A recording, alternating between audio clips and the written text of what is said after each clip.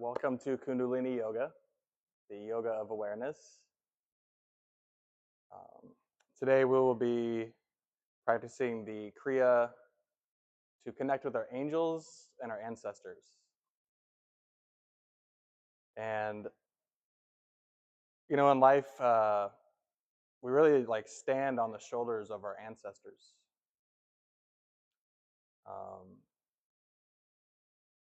Through the chain of our heritage, we inherit a lot of karmas. As we're born, our nervous system kind of gets trained through life by how our parents acted and behaved, which a lot of that they received from their parents and their parents. You know, like for me, it was learning the value of hard work and going to church, praising something that's supposedly outside of me, um, seeing God or Jesus, a Messiah, something that I can't obtain in myself. And our stories of our behavior, our traumas and our prides of what we're supposed to do, what we're not supposed to do, a lot of the pieces of our identity, um, we inherit through our ancestry. And through contemplation and self-inquiry, we can start to reveal our past, reveal how we got to be where we are today, see the patterns. And with that, we can also soften our hearts when we look at our ancestry, at the things that maybe we didn't like in our life. And to see that these things are just passed down, without a lot of awareness to them. But all these things we inherit through our ancestry, they kind of create our karmas in our life, and our karmas create our dharma. The cause and effect of life propels us towards our destiny. Um, how we respond to a cause kind of is determined by the level of our nervous system. How our energy gets stuck or it flows, how in tune we are with life around us, um, our ability to command the effects that we want to see rather than fall victim to them. These are all related to our nervous system. The question is, do we have automatic responses to external stimulation, or can we become internally detached and when we're making decisions in the moment to see what the consequences could be for the actions that come through? Our ancestors, they still live in the ether. So, in the space around us, the air fills, and water and earth and fire, it's the space that it's like the quantum. And all things really exist in the ether. All potentials, infinity lives there. And there's a Vedic text, the Jnana Mimamsa Sutras, and they actually have a really heated debate on whether all words exist already. And they use a lot of logic to get to the point, and they kind of prove that's true. When you speak, those words already existed long before you spoke them. The word is eternal. We kind of call it forth. Everything exists in the ether, including our memories. How many times have you remembered something differently, like the same scene differently through your life? Because there's an infinite variety of that memory that exists around you. And your ancestors, they live in the ethers too, the memories of them, the patterns. The thing about our ancestors is that they fought and they loved, they hated, they worked, they warred, they struggled, they strived, they celebrated. All of that just so that we all can be here today. And our ancestors want us to succeed. despite any preconceived notions we have about family. It's a genetic imperative that they want us to succeed. They want to see us reproduce and live. It's not really anything personal, even. But no matter how like our parents or their parents or anyone in our chain of life has acted towards maybe their children, that might not seem or fit right from their point of view. They're really just doing what they feel they need to do to keep the lineage going, and that often gets handed down. Even if it feels wrong to us, to them it's the best they could do in the moment with what they had. Our ancestors, they are the foundation, and they provide everything we really stand on, because if not for them, where we wouldn't be. They're below us, they're holding us up, and like 14 generations of ancestors. So our parents are 2, and then grandparents is 4, and they all have 2 parents. That's 8. 14 generations is over 16,000 people that came before us just to make us be able to exist today. And we've kind of got 2 paths with that. We can reference to them to determine who we are, or we can have reverence for them. We can see the love, the God, the infinite through them, and that it's through them that we're able to be. We can love and honor them for everything they went through. It's been tough for our ancestors. Like, we can pick up our phones today, sit on the couch, hit some buttons, and we have a week's worth of groceries at our door. I think seven generations ago, it was that easy. They were in the farms. You hear about these great civilizations like Rome, but most of the people were on farmland, and they spent their lives just surviving. Then we're also, the Kriya is also about our angels, and say angels are guides, are protectors, and they also live in the ether. These are like higher frequency energies and forces that our nervous system can tune into, because our nervous system acts like an antenna.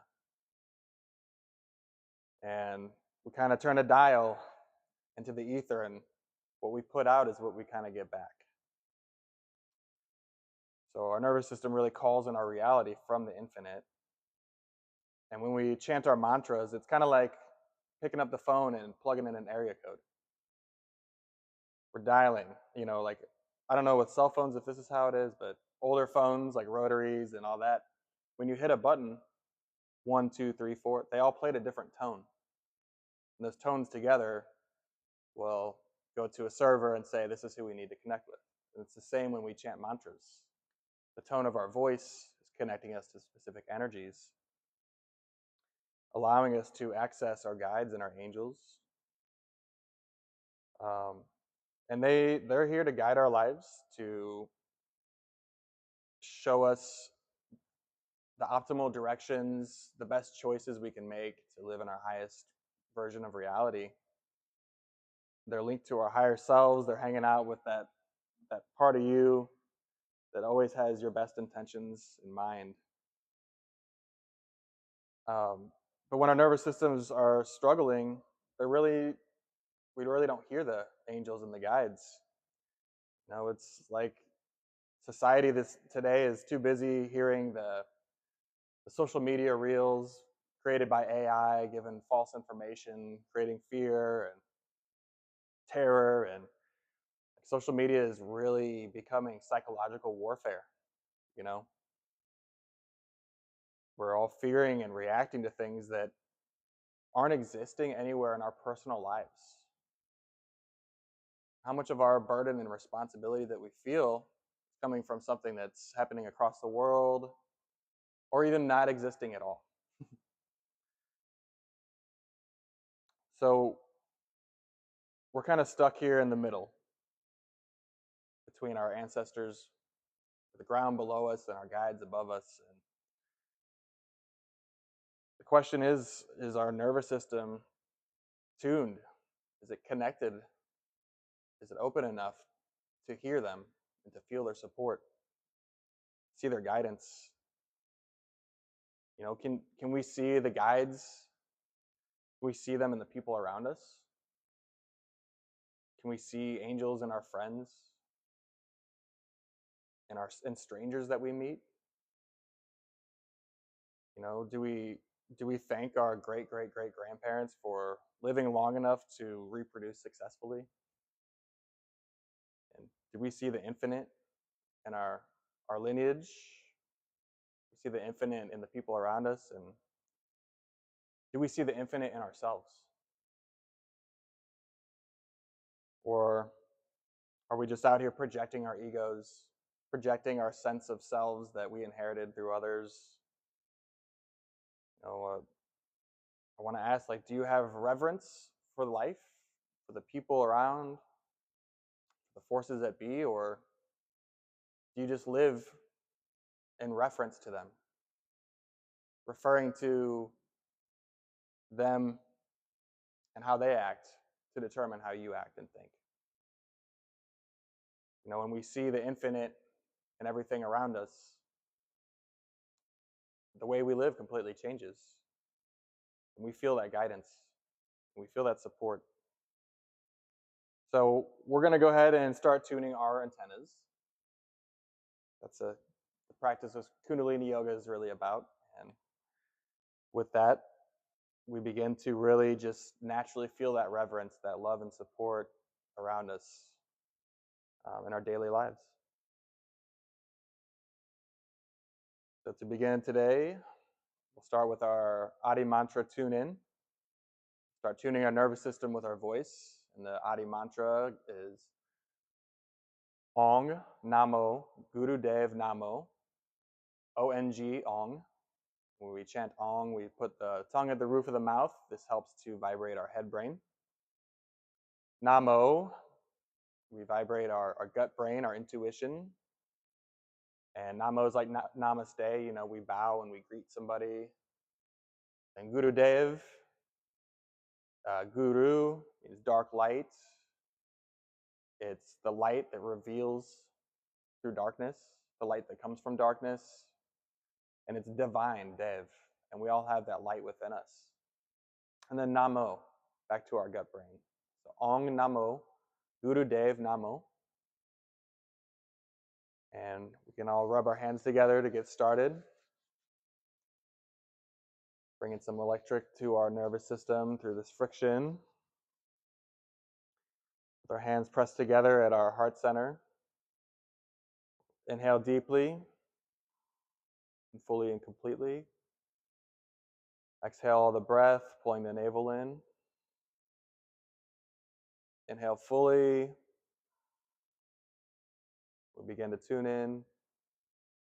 Om Namo Gurudev Namo.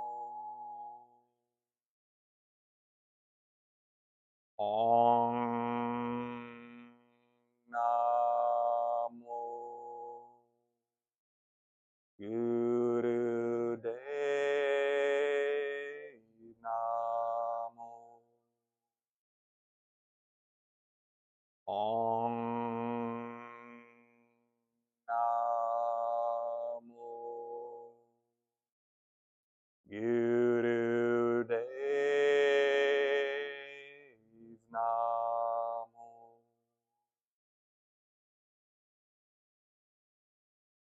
We'll just sit for a moment, integrate that vibration to our experience.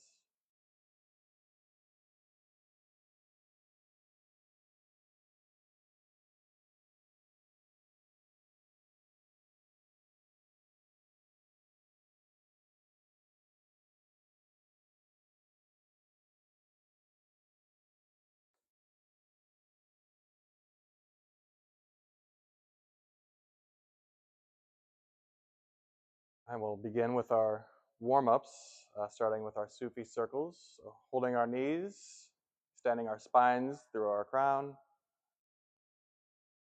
Begin rotating in a counterclockwise direction from the pelvis. Inhaling forward. You rotate backwards, exhaling, pulling the navel in to push the air out. And pushing the navel forward and down. You inhale completely. Coming back around, exhaling fully. And all of our kriyas, or our asanas, we want to keep our focus at our third eye point. This is going to help pull energy up from our pelvic area where the base of the Kundalini rests. Energy goes where attention flows. Or energy flows where attention goes. And as we exhale and inhale, we want to think an internal mantra. Help us dial in our antenna. Bring greater awareness to our mind, and that mantra is Sat Nam. Sat meaning truth, Nam being the divine name. We inhale Sat, think Nam as we exhale. We are breathing the name of truth into our being. We're dialing, we're calling up the universe and saying we want to connect to the ultimate truth of everything.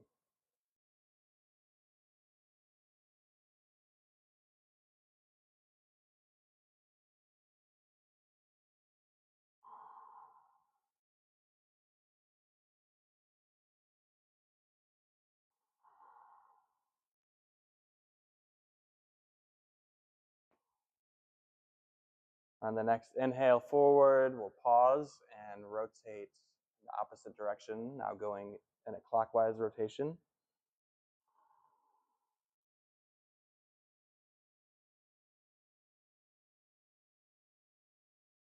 Inhaling forward, thinking Sat.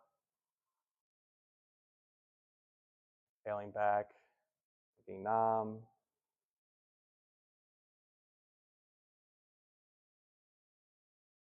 Really trying to expand the lungs, emptying them out.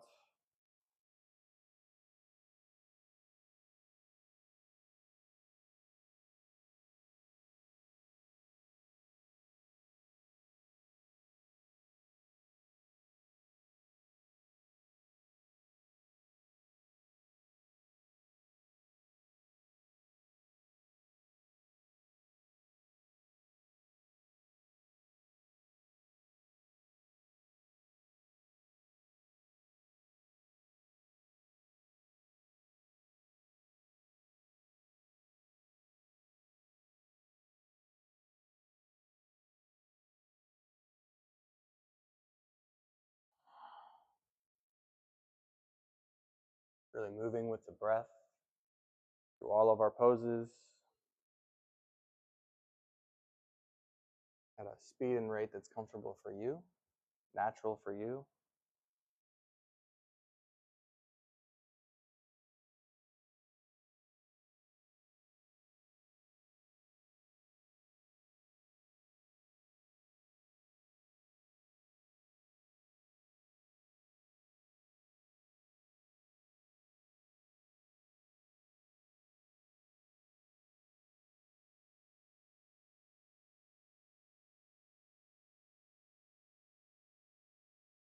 All right, on the next inhale, inhale fully and hold, extending the spine.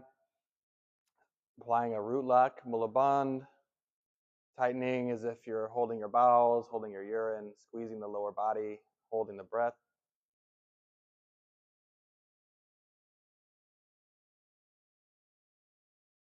When you're ready to exhale, keep holding that root lock. Push all the breath out.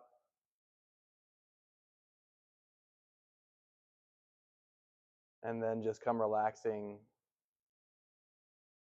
Your hands faced up on the knees.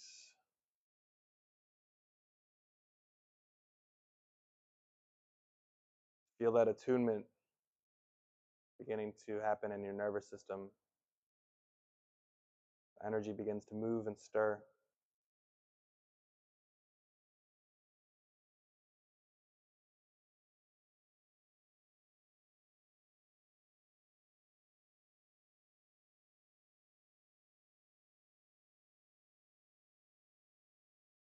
For our next asana, we'll remain seated, extending the spine to the crown. Bring the arms out at shoulder height. The left palm facing up, the right palm facing down. We're going to begin a slow movement as if we're flapping our angel wings. So not with the hands, not even so much the upper arms, but with our whole shoulders. Got it backwards. Want to lift upwards on the inhale. And intentionally bring them back down on the exhale. Focusing on our third eye point. Keeping the spine extended as we go through and really feeling the pull through the fingertips, the extension as we move up and down.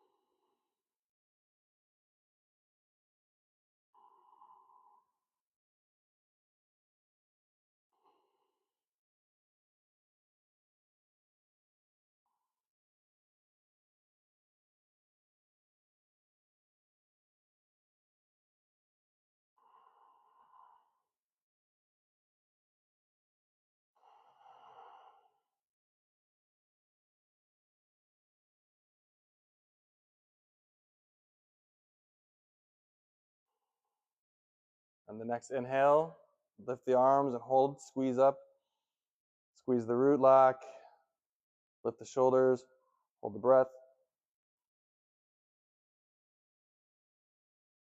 Exhale completely, holding the root lock, and then just gently bring your arms down, turning to a normal breath.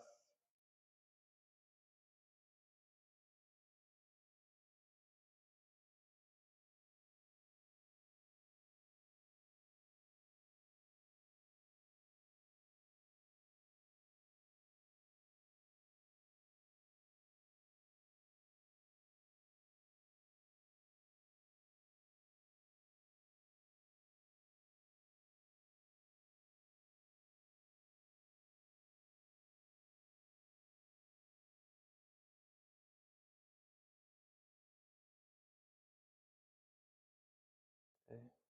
Remaining in a seated position, begin to do some head turns. So a gentle turn to the left. So you feel a little resistance, and that's our inhale. And exhaling completely as we turn to the right. Pushing the diaphragm and the navel out on the inhale. Really to help create alignment in the spine through the breath. Pulling the navel in on the exhale, up towards the spine.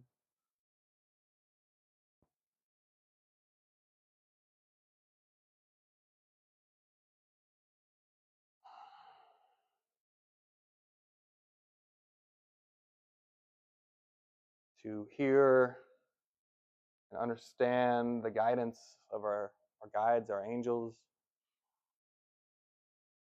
requires a state of trust and faith in what the infinite has to bring for you. And C1, C2 vertebrae, the axis and atlas vertebrae of our neck, are highly responsible for allowing a state of being in trust and faith.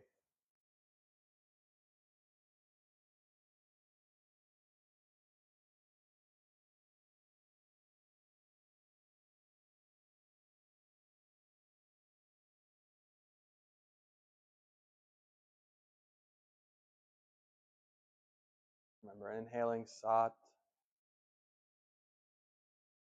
exhaling Nam.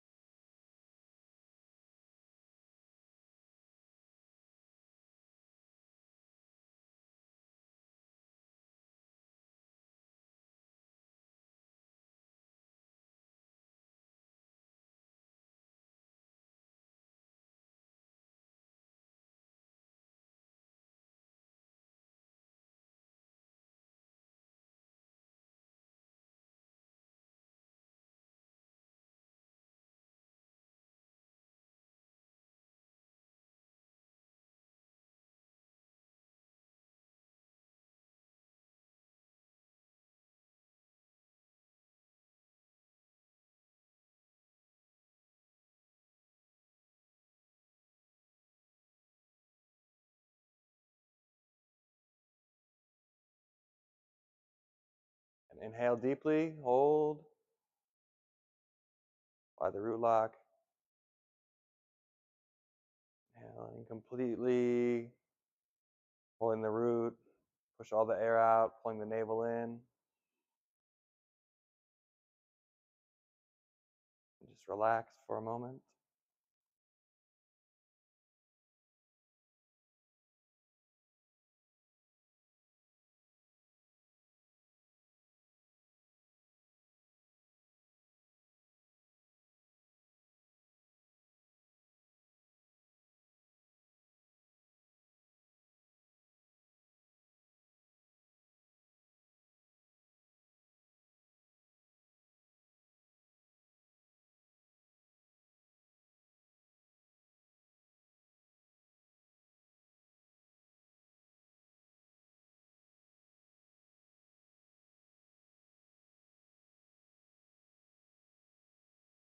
Okay, for our next asana, we'll come onto our knees, sitting on our heels in rock pose. If that's too uncomfortable, you can remain seated in an easy pose. What we're going to do here is an extended spinal flex. With our hands on our thighs. We'll inhale, lifting with the heart, curving the spine, rocking the head back gently. Exhale, bring the navel in to kind of a slouch, tilting the head down. Inhaling forward. Exhaling back. Really trying to bring the heart up through the shoulders.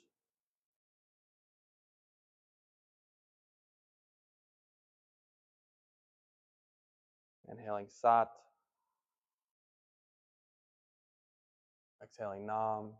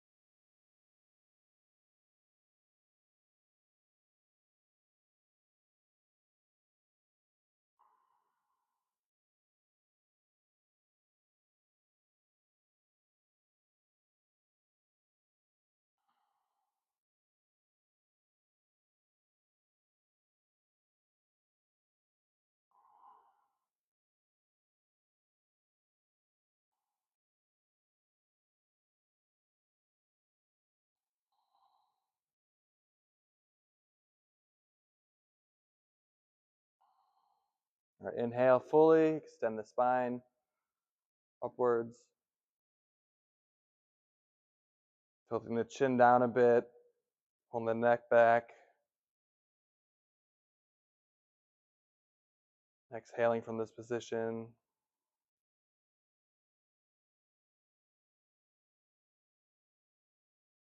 We can come resting in an easy pose, seated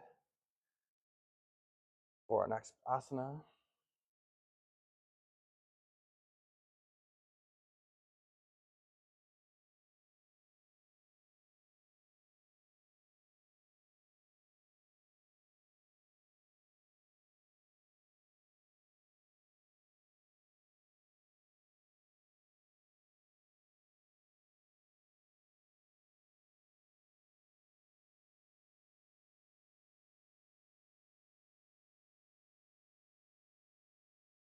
And next we'll come seated with our legs extended.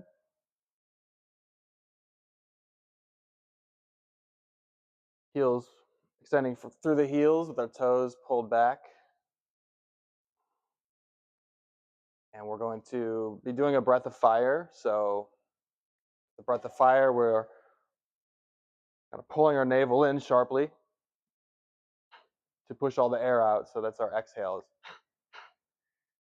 That will automatically kind of create a reflex to automate an inhale. So we want to just focus on the exhale.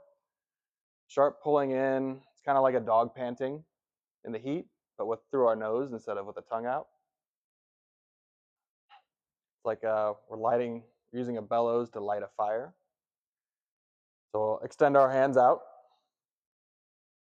palms facing each other, feet flexed, arms parallel to the legs, and begin the breath of fire. Also, try tilting your chin down a bit to create a throat lock.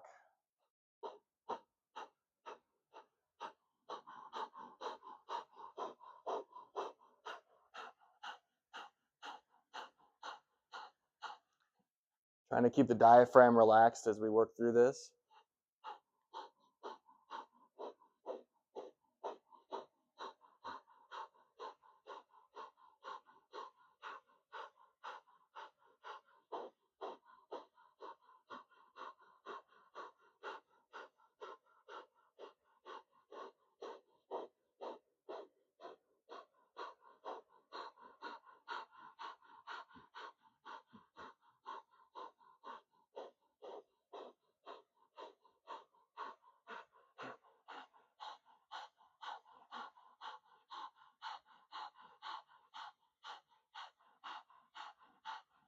Thirty seconds left.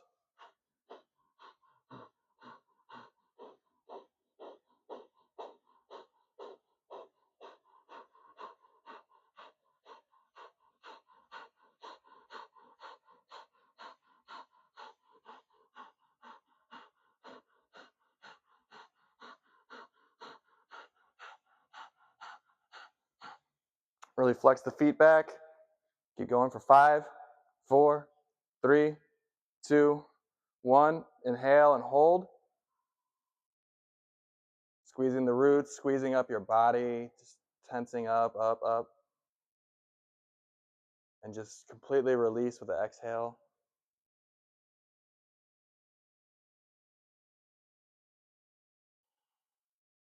Rest for a moment.